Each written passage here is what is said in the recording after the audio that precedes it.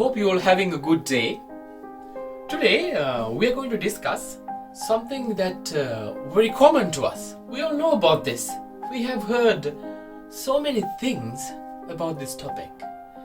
Yet it is something fascinating to know. Still we don't know exactly what really it is. What is that? That is our human mind. What is mind?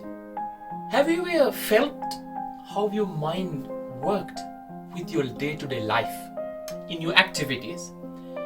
Different philosophers, different religions, and different books have their own definitions about human mind. According to psychology, Sigmund Freud explains mind in three conditions. That is conscious, subconscious, and unconscious. So rather than going to these theoretical concepts, I would like to discuss few things that will create the initial background to our conversation. What is that? Okay, imagine that you're hungry now. What do you feel?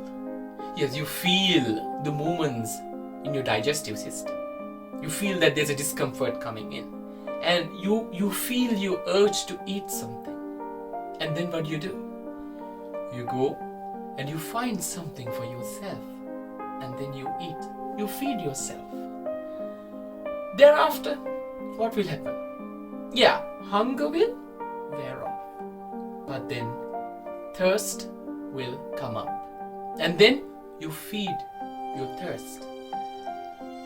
This is how we process in our normal life, isn't it? We have a need and then we have an urge coming in to satisfy this need. Thereafter, another need will come up. So there are basic needs in our life. In order to survive in this world, we need air, water, food, yes.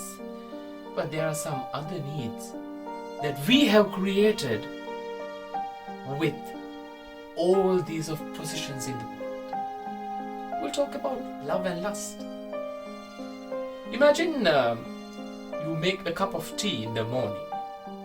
The way you make the cup of tea and the way I make my cup of tea would be the same, but the taste will be different. In the sense of, see, the ingredients that we have for this particular task is the same. The ingredients that we use for this particular task, basically, is the same. But how come the taste is different? So I will use this example with you, which is love and lust. Now imagine a person puts so much of sugar into this cup of tea. Then what will happen? Wow, so sweet, so wonderful. But that's only the taste of sugar. If someone put the tea, like we can put tea bags, or we can add tea powder manually. So imagine you add several tea bags, so you add more tea powder into your tea. What will happen? Then you feel a strong feeling of this tannin, the compound in the tea. So if somebody puts more water, and then the tea will become dilute. So the way you create will give you the feeling. That's how the love and lust work. So if somebody asks what is love, I can define it in the way that I make my tea. So if I make the tea and give it to you, that's another thing. If you make the tea and give it to me, that's another thing. So love is like tea. It's only the way you make it. Ingredients are the same. How much you put and how much you stir it. See, our feelings and our thoughts are driving us towards somewhere. We are stuck in a place. We can't imagine what is happening on. We just move with the thoughts. So, who's leading you? Your brain? No. Basically, your thoughts. That's why Sigmund Freud came up with this theory of human mind. But my dear friends, before going to that, I told you we need to discuss what is these thoughts? What are these? And how these things provide the initial understanding about this world. We are stuck, aren't we? We don't know what to do. So we'll find out what is the main reason for this? Why do we behave? That's our task. We'll move on to this. Yes, now we are going to study about this theory of mind with the help of Sigmund Freud, but not in depth, in a nutshell. Right, basically what he told was, initially I told you, the three stages: conscious, subconscious and unconscious. So he explained three concepts that are operating inside these three stages: id, ego and superego. So now what is unconscious basically? Now this is the part that we used to know most of the time. Now you see dreams in the night, right? Now you see your inner feelings coming out. This is you basically. Your fears, your needs, your happiness, your sadness, your aversions, everything coming in the middle of the night, isn't it? So that's your unconscious. So the things that you don't know, the things that are operating within you inside, this is unconscious. So id is there. What is id then? Id is the mechanism that trying to satisfy your unconscious needs in a way. So we call it the pressure principle. The pleasure. So basically, for example, now imagine now we have something to eat here. Now I'm the only one here at this moment. Nobody is here. There's something to eat. And I know there are some other people in my family. They are also hungry, but they're not at this moment. They're not present at this moment. According to the unconscious principle, the id works through the pleasure satisfaction. What does it do? Gives me the feeling, okay, there's no one else. You are hungry, eat. It compels you to do your need. It urges you to do this. Then what will happen? There's no one else, you can eat it. But imagine if there are some people around you. What will you do? Your family members are there. What can you do? Then you might think, okay, if I eat this, there will be a problem. They will judge me. They will think I'm selfish. They will think I'm really atrocious. I'm not a human person. I'm not really kind. I just thought about myself. I was so egoistic. That's the word. So, in the second step, so first step was unconscious. The second step, we call it the subconscious state. We have something called ego. In the word itself, it says ego, egoistic. Selfishness is there. But this is quite different. Now, when you see people around you, you try to see what you can do to satisfy your need, but you can't do the way as it is because it's not the appropriate way. You will get judged. So you have to think about the consequences, isn't it? So ego is the realistic principle. It tells you how to do things, how to do things politely to make your personality more nice. But you're not nice then. So you see, there's this quote in the normal colloquial language, there's a devil inside of everyone. So we don't want to show a devil. We try to show a good portrait to everyone. So ego is the principle and the mechanism trying to help you out to portray a good demonstration to the outer world. So you will think about the consequences and act accordingly. So if there are other people as well, then you ask them, shall we eat? So we'll share, but actually you don't want to, but you have to. So the same time, when you do something, ego is the mechanism help you to understand about the consequence, good and bad things, how to protect yourself basically, and it thinks about yourself only.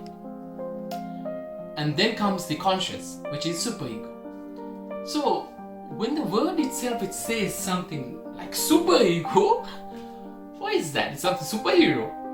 It's basically the moral principle, the moral values. So now imagine, now when you have food here around with you and there are other people as well, you tend to think they feel the same urge as me, isn't it? But they don't do that. We all are hungry. We all need to satisfy this need.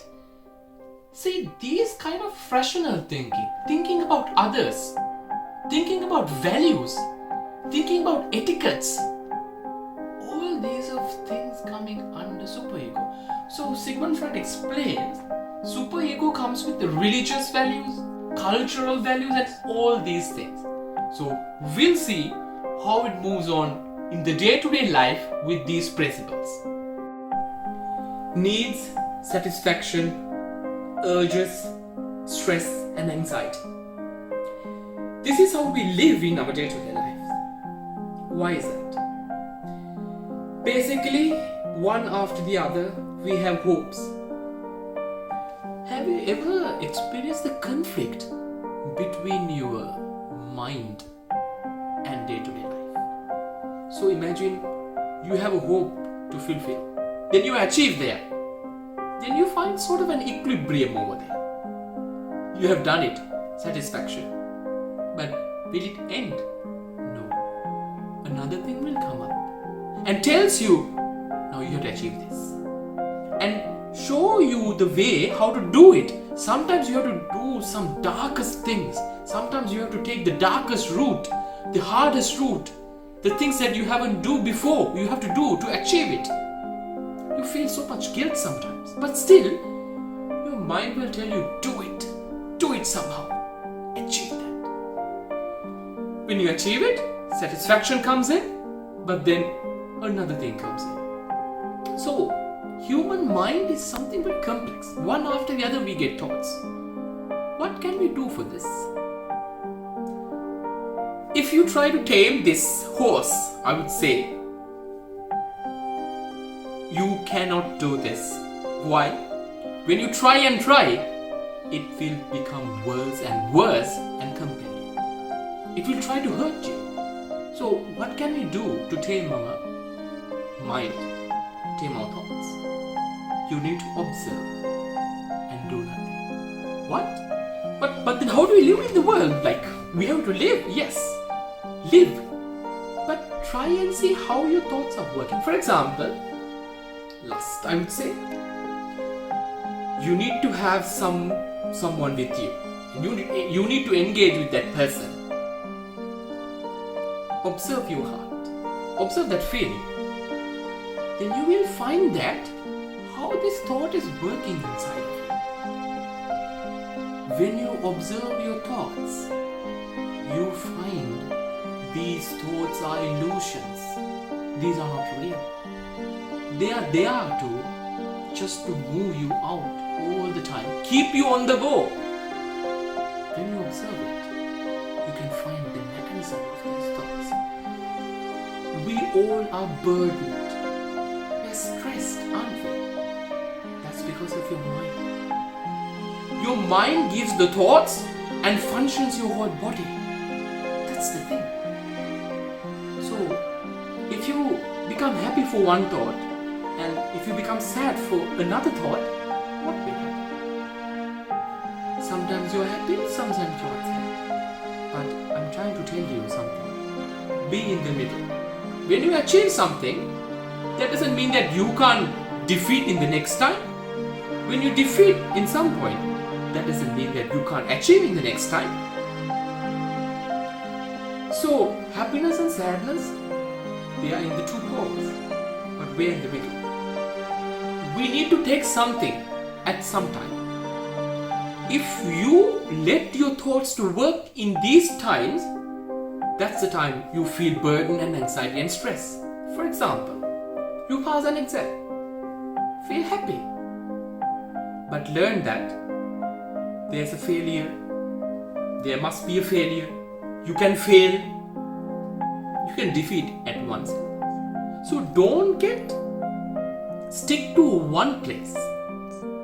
What you have to do is observe and understand how sadness and happiness work.